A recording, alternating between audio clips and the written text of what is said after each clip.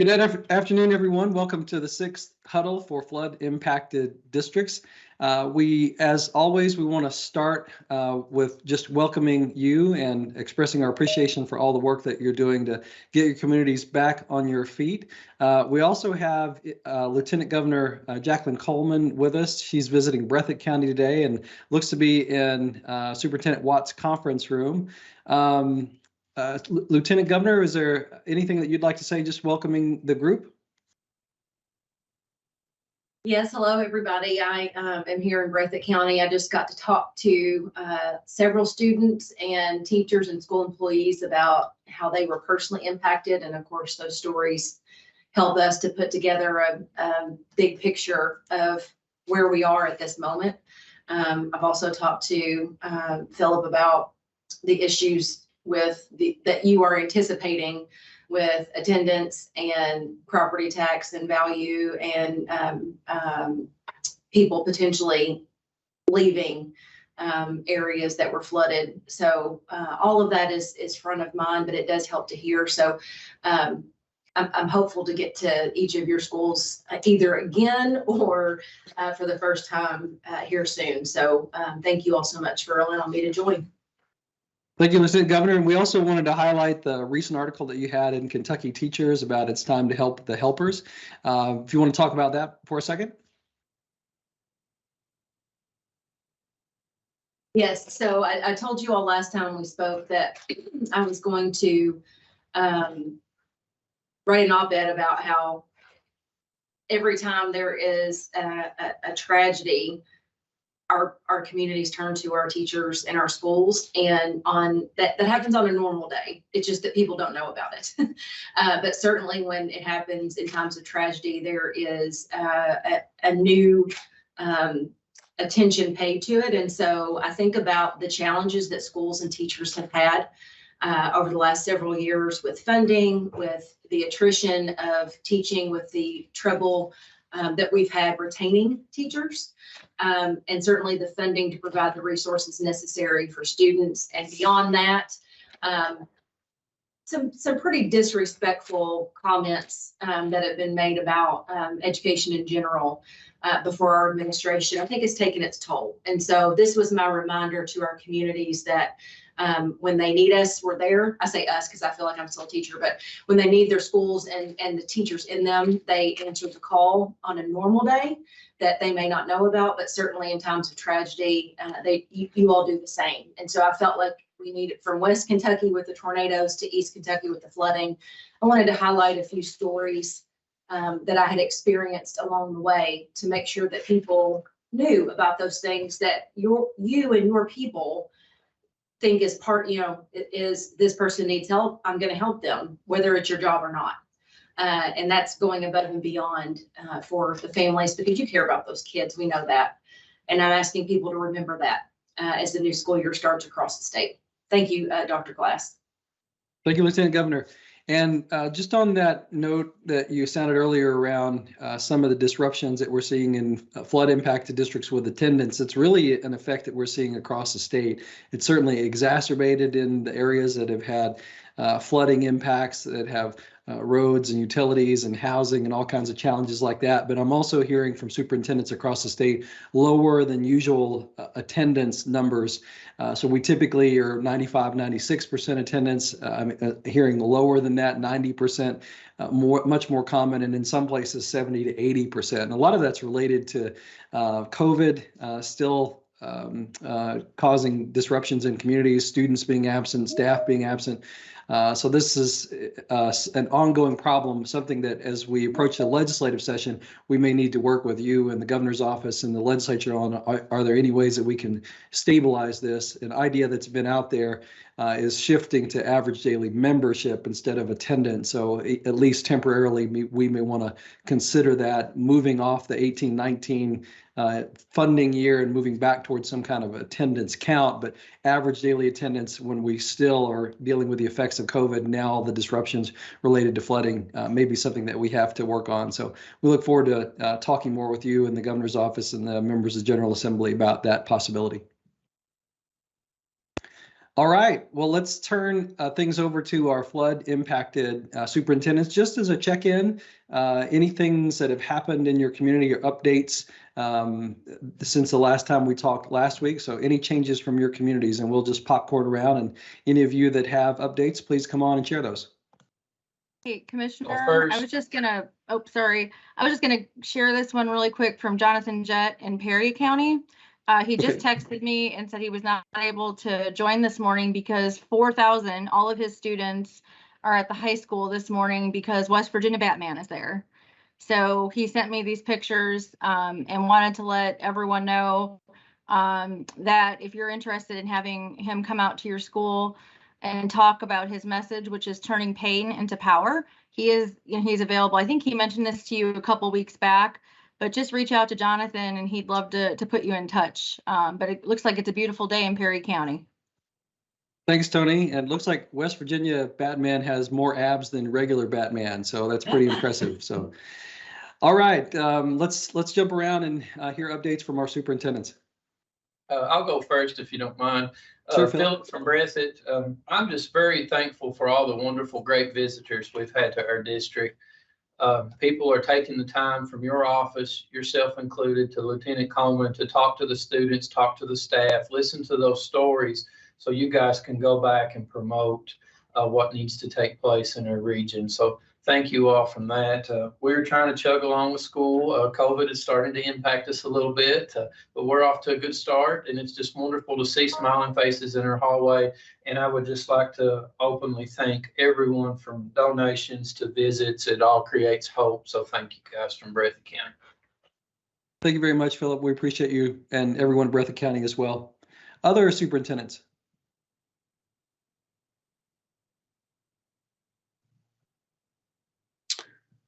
Commissioner, I'll go next. Brent over in Knott County. I'd like to reiterate what Philip said. We've had an outpouring from the commissioner's office, from the governor's office, and to other districts. We had 3 tractor and trailer loads of furniture arrive yesterday from Louisville and Fayette County. We've had a ton of stuff donated by Floyd County, and it's been very gracious. So thank you very much. We had yesterday, I've been working with Greg Dunbar in your office. He had a concerned parent. So we're working through that issue to resolve that right now. The parent had some concerns about one of our buildings and the cleanliness and the air quality and maybe some mold. So we have a company coming in early next week that will check and certify all of those areas for us. Excellent. Thanks, Brent. It's not surprising you may have ongoing challenges like that. And I expect things will keep popping up as you continue to work through this. Thanks for the update. Others? Commissioner, this is Denise Shantz in Letcher County. We are moving fast and furious here. Now that we have a start date, our employees are working diligently to get our buildings ready, and we're moving small furniture in and big furniture out. Have been blessed with the districts around us. Thank you, Sandra, particularly. She sent us some preschool furniture yesterday. To echo what Brent and Philip both said, the outpouring of support from every district in the state has been wonderful. I've texted superintendents and say, we need this or we need that, and they're, let me find it. Let's see what we can do to help you. So I'm very thankful for that, and that's making a difference. And hopefully in 2 weeks, I can tell you what a great first day of school we had. Thanks, Denise. That's exciting to hear. How are things with the wastewater treatment facility in your community? Much better. We got great news last week. They did a repair that will allow the wastewater from our schools to reach the plant. And because they have so many other people that are offline right now, the plant will be able to handle our wastewater, and they gave us the go ahead to start school. Okay, well, that's exciting. And 2 weeks is your goal, you said? September 21st is the day I have set for our first day of school. Okay, that's amazing. Congratulations. Great. Thank you. We're excited. All right, other superintendents. This is Damian Johnson with Jenkins. First, I'd like to say that she'll probably kill me for this, but you just spoke to a celebrity that was on Fox News this week. And so, Denise, you did a great job. Very proud of you. Well, Bird tells me she'll be on CBS Evening News on the 15th of September. So you all might want to set your DVRs now. But she's been a rock star, as many of you all have been. I just can't thank you all enough for working with all of these media requests. I think it's really amazing. Thank you, Damien, and thank you, Tony. I appreciate you all. So, we have Serpro is finished in our building. I just did a walkthrough with them. There's a little bit of content cleaning that they missed that they got to come in and touch up. I'm preparing to get the glue removed in the floor. That should start possibly tomorrow, at absolutely the latest Monday.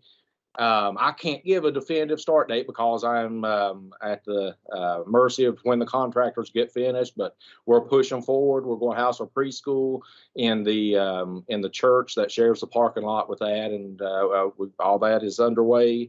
I'd like to give a shout out to Bo Matthews with Barron County. I know he brought Denise some stuff, and he on that trip he furnished our preschool room, which was our most damaged, and also Greenup County. Tricia Morrissey sent down a busload of textbooks for us, and they're here now unloading those, and so it's the outpouring of support has been tremendous, and we think that we're less than 2 weeks from being in, but it all depends on how all this goes. So we're pushing forward as hard as we can. We can't wait to get back in the building. Thanks, Damien. And update us on the glue situation at your school. It was kind of an unusual problem that you had, and a sticky one. Yeah, it's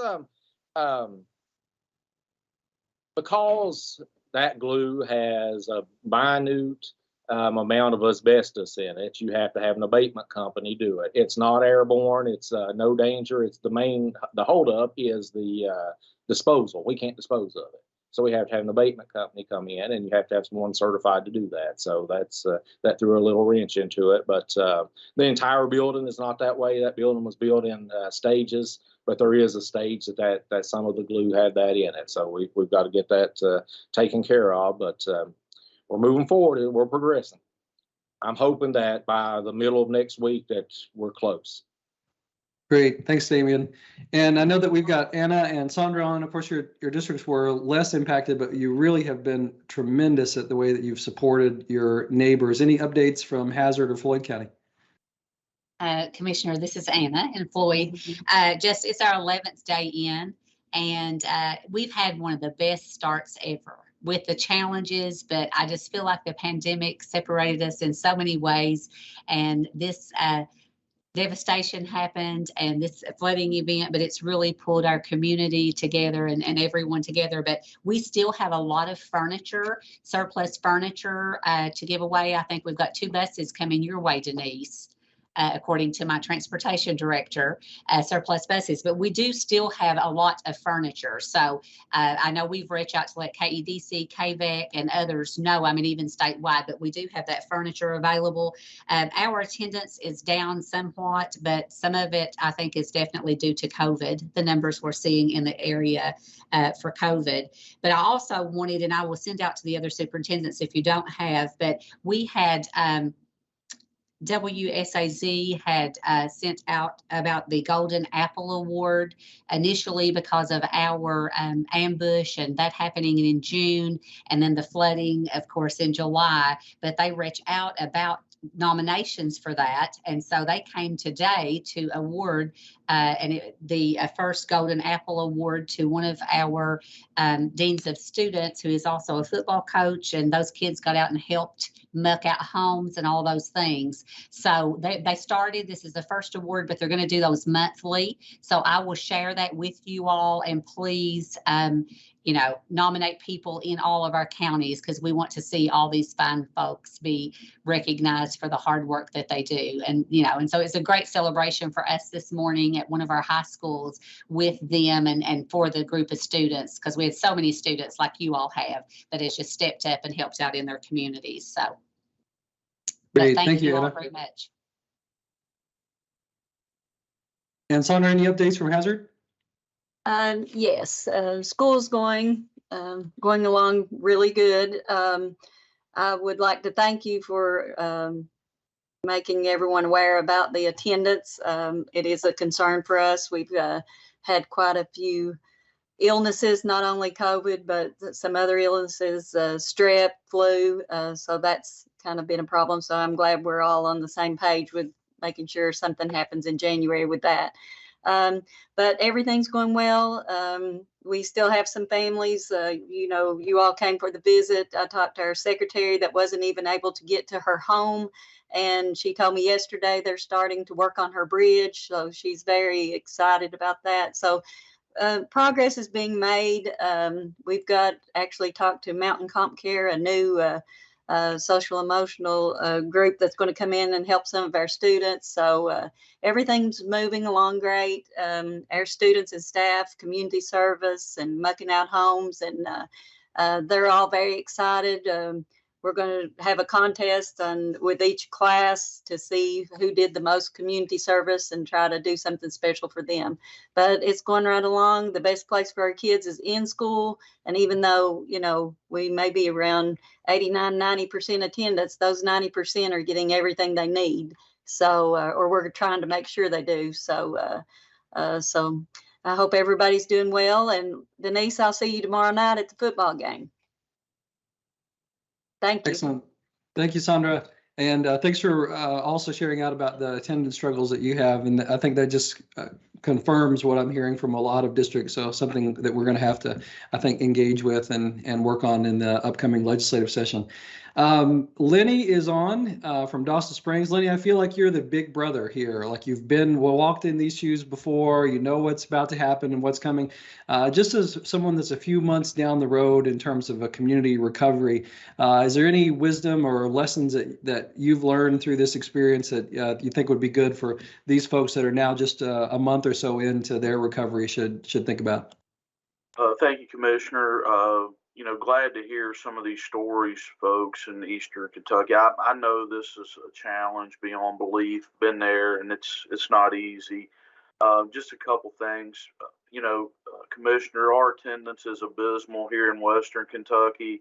You know, typically run in the 95, 96 range. We're somewhere closer to 90 right now, and I think that tends to be where a lot of my colleagues are in the area. So, you know, between COVID and other illness-related things, the attendance is an issue.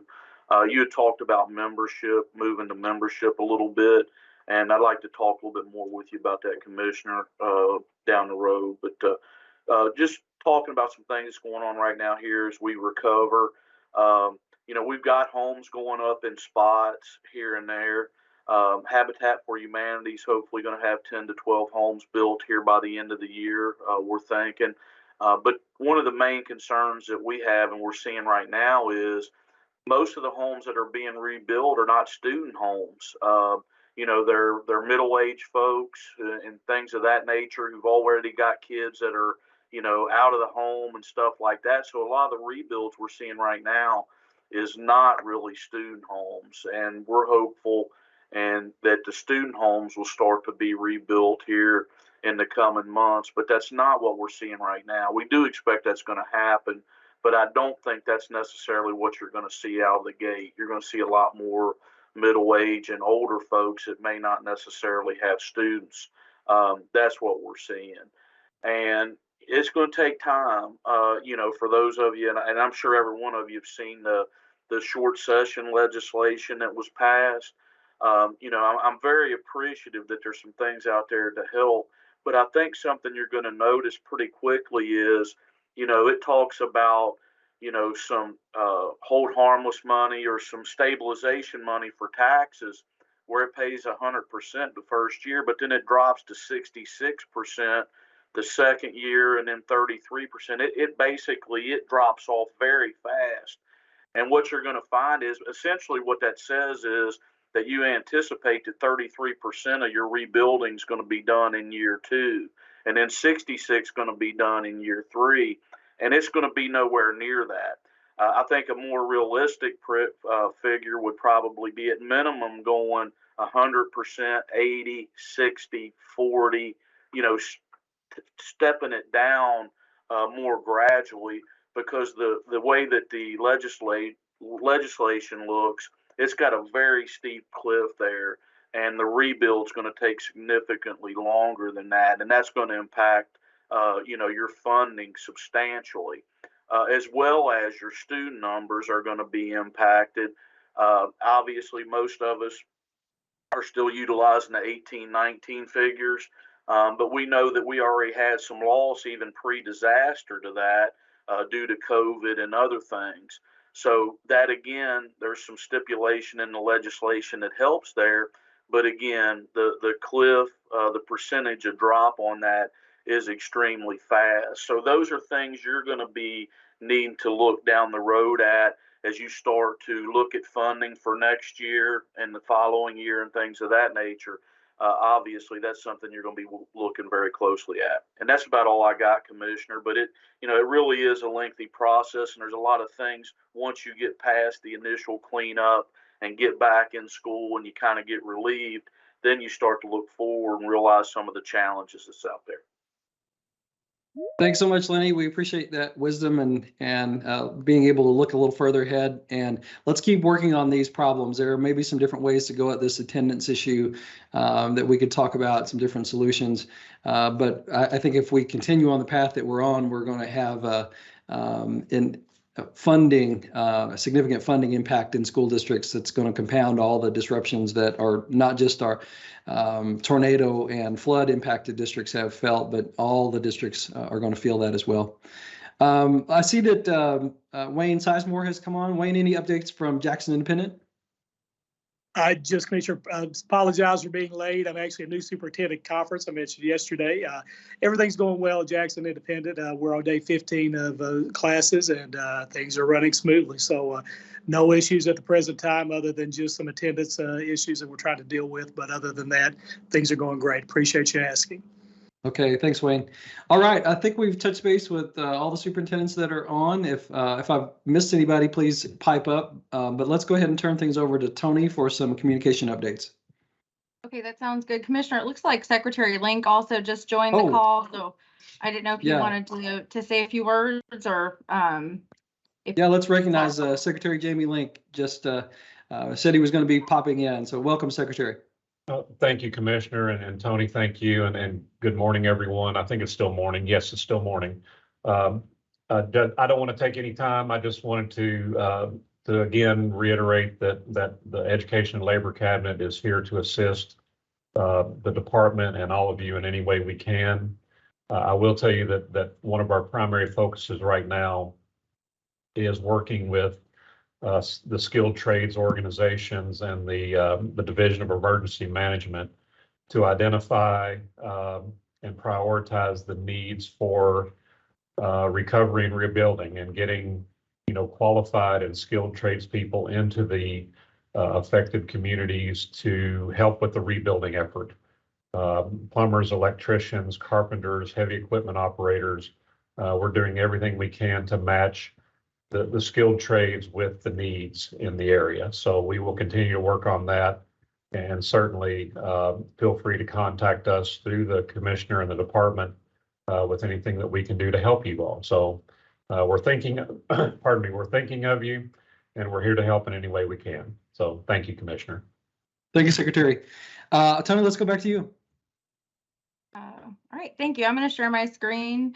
So many of you all knew that Leslie County and also Perry County welcomed back some of its schools this week.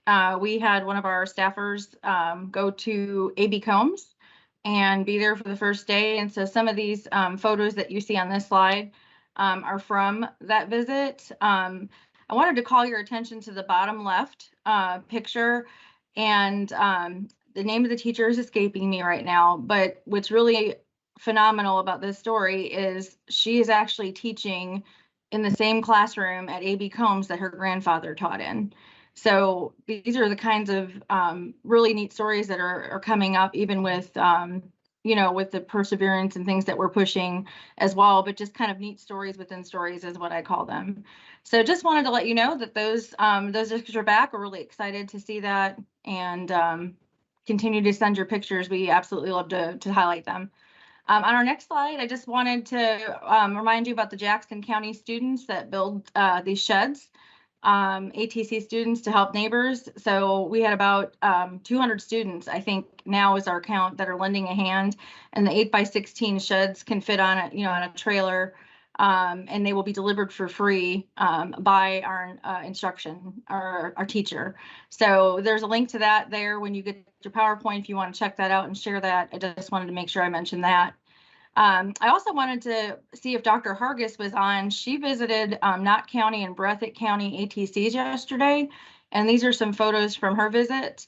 I'm not sure if Beth is on, if you want to share a couple. Wonderful, thank you.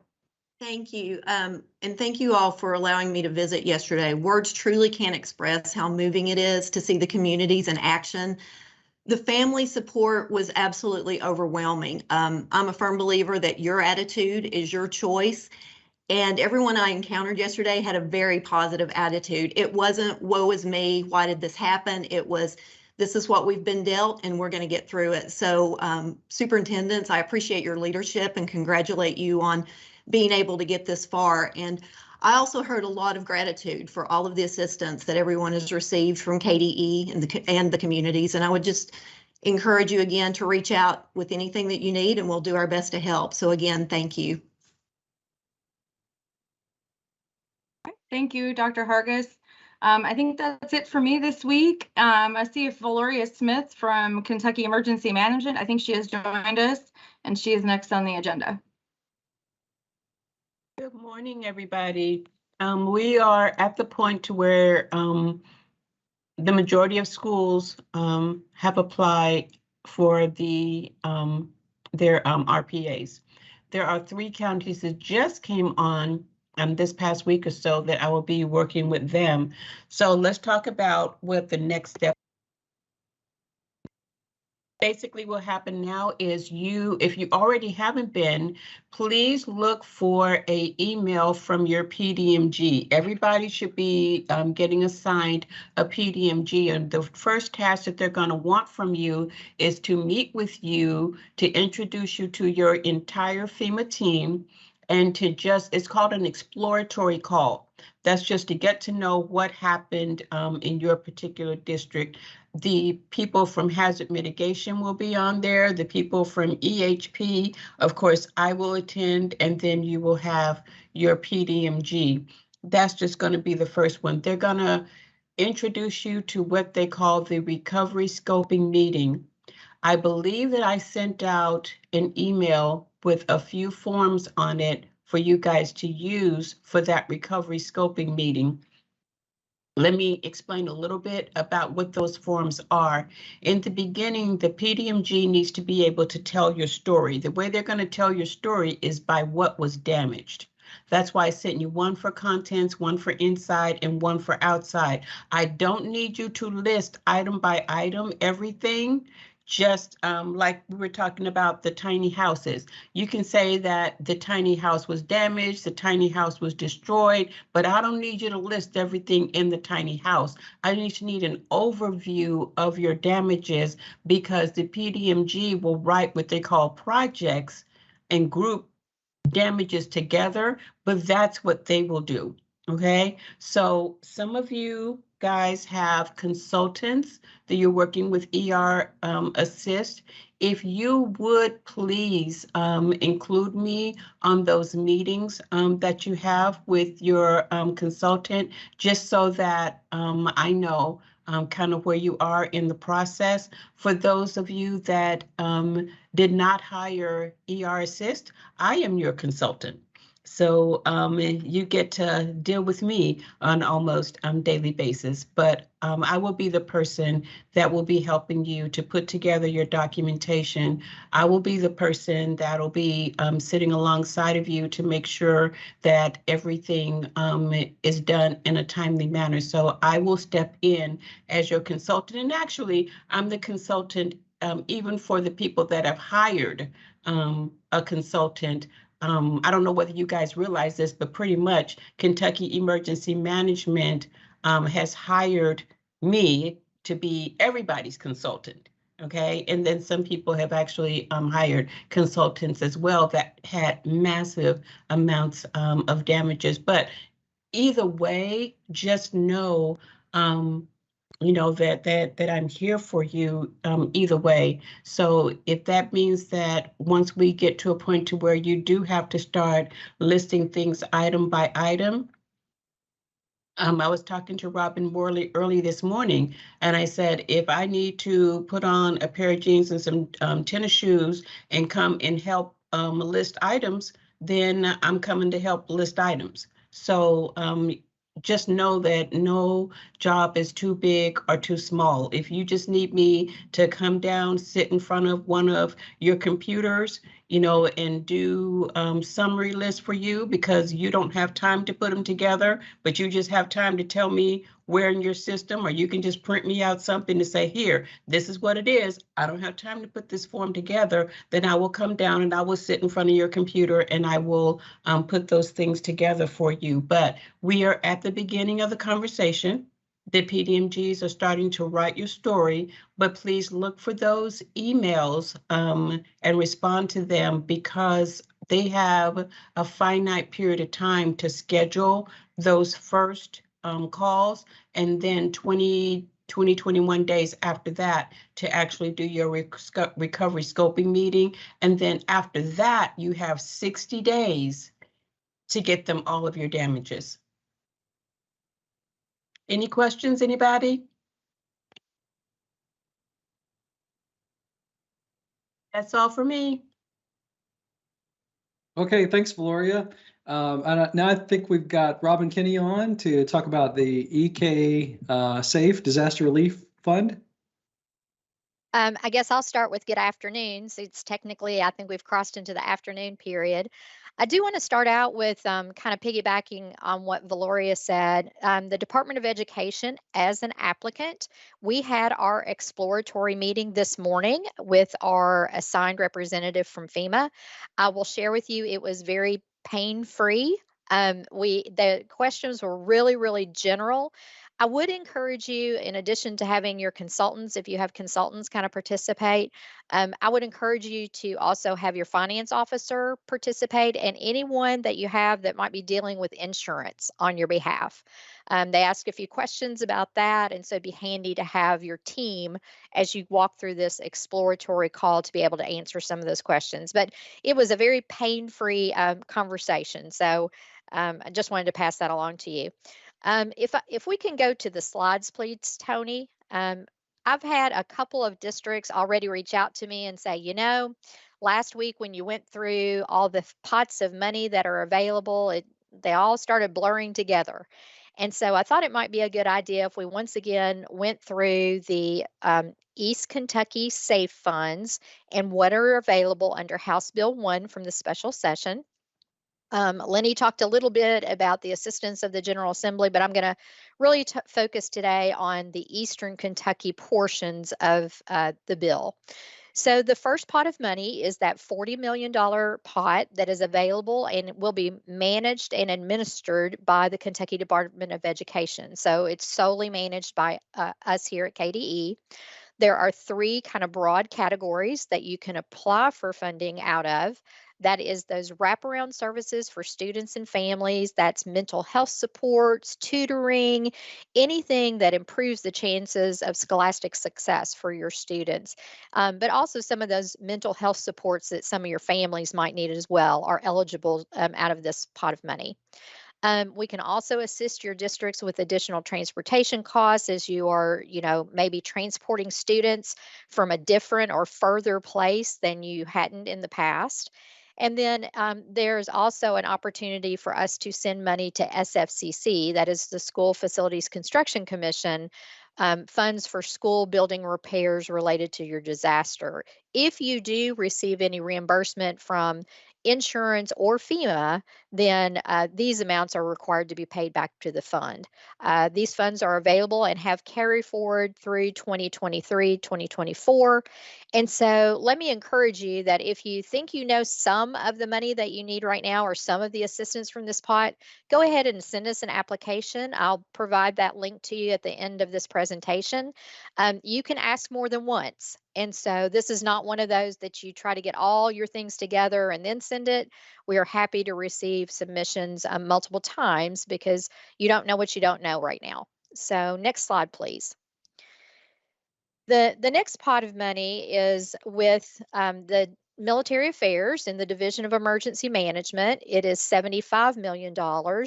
This pot of funding is available to more than just local school districts. So it provides assistance to local school districts, but also to cities, counties, and publicly owned utilities. So you got different people that are trying to access this pot of money. Eligible expenses are there on the screen again. For your buildings, replacement or renovation, reimbursement for services, personnel, and equipment. There's some provisions about if you're in a situation that you are at a point that you would default on bond payments. I hope we don't have anybody even close to that. So hopefully we won't have to use that one. Tangible property replacement, and any of those contract employees that you are using, those consultants that are using to administer and report on funds, you could ask for assistance out of this fund. The fund specifically says no new construction in the 100-year floodplain, so no funds are available to help with that.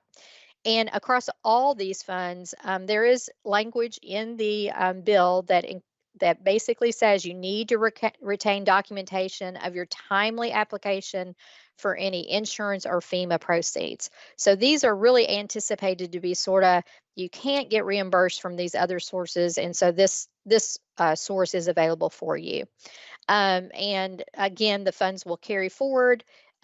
Emergency management also encourages and welcomes if you have more than one application. You can certainly submit more than one application over the course of time. And at the bottom of each of these, we've put some Munis codes in there to help your finance officers. Next slide, please. The next pot of money is about strained liquidity. And we do have potentially a few districts that might find themselves in a place because they've been paying for expenditures from their school funds and they have not yet been reimbursed by insurance or FEMA.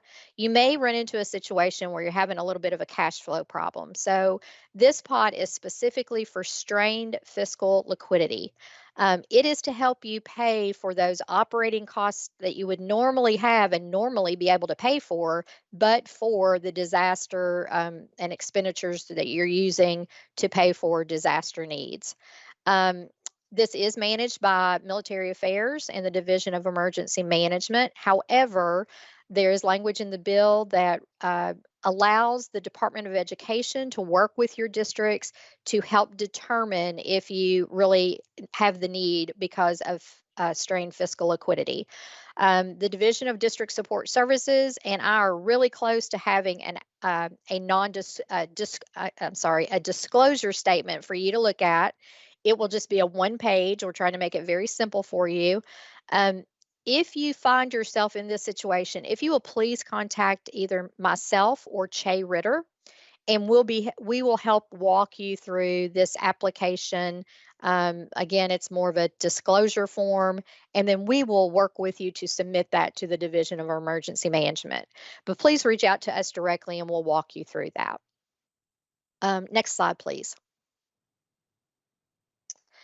This is the slide that has all the places that you can actually go to find the applications. So for KDE, there is a link on here that allows you to access our application for the $40 million pot. There's also a district expense form on there that we'll ask you to fill out. And there's the location where you can actually find these if you it's on our state grants page. And then there's an email box that we're asking you to submit your application, and that is kdesafe@education.ky.gov. Questions about this can be directed to Terry Mason, and we've included her email address there as well. If you are interested in applying for the funds from emergency management, the $75 million pot, you should have already received an email from Kentucky Emergency Management. And the way they know how to send you an email is because you have applied for public assistance through FEMA. That's how their connection and knowing to send this to you. If you've not received anything yet, if you could please reach out by email to emergency management at pa.help@ky.em.org. So that email address is right there at the bottom. And That way they'll make sure to get you an application. But many of you should have already received that. Also, if you haven't received something, you could also reach out to either myself or Valoria, and we'll get you in contact so that you can get an application.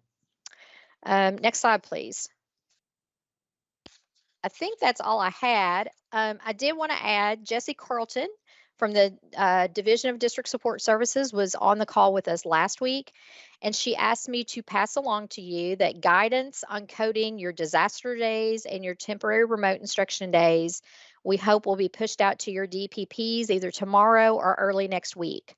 So for anyone that is looking for how to do that, how to code it, we will send that information directly to your DPPs. So Jessie asked me to pass that along to you. Finally, we've talked a little bit on today's call about the ADA and the struggles that you're having with ADA. I do want to share with you that I am currently at the Southeast South Central Co-op meeting in London, Kentucky, and got to listen to some comments from the superintendents here. They are also experiencing some challenges with daily attendance. If you do recall in the bill, there is already that step down provision for any Eastern Kentucky districts that are impacted by the flooding and are part of the disaster declaration, that if your ADA falls below 3% of your 18-19 ADA, and we'll know this, of course, when we get further in the year, then it will step you down in the decrease in funding.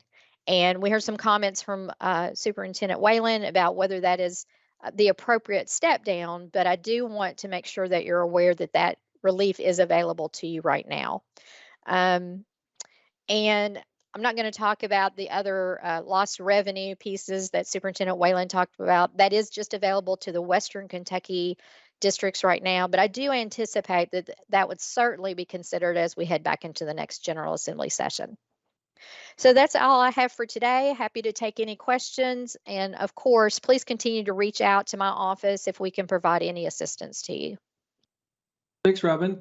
Superintendents, any questions that you have for Robin or Valoria, or things that we haven't talked about that you want us to do some research on and bring to you next time? Mr. Glass, I had a question about, there's still some areas that we are not able to get a bus to. I was wondering about alternative means of transportation that we could get a smaller vehicle to. Yeah, Robin has been doing some thinking on this. So Robin, why don't you take this one? Yeah, thanks, Damien. We have reached out and we specifically sent the question to FEMA to ask if those costs could be reimbursed for you. Unfortunately, from the FEMA perspective, if you are leasing vehicles for operating purposes, they will not reimburse that from FEMA. So our next stop, since FEMA won't reimburse that, is to look toward one of the East Kentucky Safe Funds to see if we can reimburse that for you. So we'll be reaching out to emergency management and asking that question out of their pot, since their pot is a little more flexible than ours. And then if that won't work, we'll look to our $40 million pot and see if we can do something. So we'll see if we can get an answer for you by our next time we get together next week. Very good, thank you. Can I ask, is it permissible to transport them on SUVs or vans? So it is permissible in emergency circumstances to transport in those SUV type vehicles. Absolutely, you can do that. And there's nothing really, I think we're all very aware that you are in emergency circumstances. We don't encourage, or we would discourage, we've heard some questions about transporting in ATVs or something that is a little less substantial than what would be an SUV or a larger type vehicle. And we would not encourage that for safety reasons, but certainly for an SUV, a larger Tahoe, Suburban, any type of that, that's perfectly permissible. Thank you very much. And Robin, you and I had that conversation as well. And since we have talked, I have found several more parts of our county that we cannot take a bus. The county hired a bridge inspector, and we have a large number of places we cannot get a bus. So would it be permissible to allow someone to drive one of those SUVs that did not have a CDL? Well, if they are operating a vehicle that does not require a CDL, they could transport without a CDL. Okay.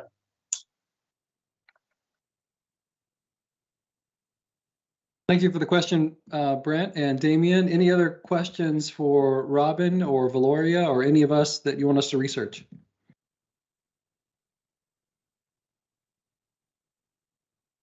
Okay, hearing none at this time. Let's look ahead to our future dates. And we always close these calls by asking, do we need to keep meeting? We do have dates on the calendar coming up next Tuesday, the 13th. That's the superintendent webcast. So that's for everyone. We have future huddles on the 15th, the 22nd, and the 29th. Does this frequency still feel like what you need? Do we want to shift to every other week, or is this good for right now? I guess I want to make sure that we're not just populating your calendars with meetings that you don't want or need. So you tell us the frequency that these would be helpful to you, and that's what we will do.